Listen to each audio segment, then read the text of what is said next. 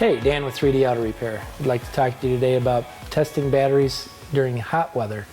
A lot of times we worry about the battery not working when it's going to be cold. We don't want to be stranded.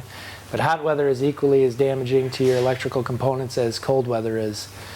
We use the Snap-on DTAC machine. It does a deep cycle testing of the battery. It load tests it, making sure that the battery is good and making sure that in the hot weather it will start for you when you go out there after you've been sitting all day in the hot sun. If you notice your vehicle is cranking a little slower, or it seems like maybe just not quite up to standard after it's been hot for a few days, that would be a good reason to give us a call and come in and get it checked out.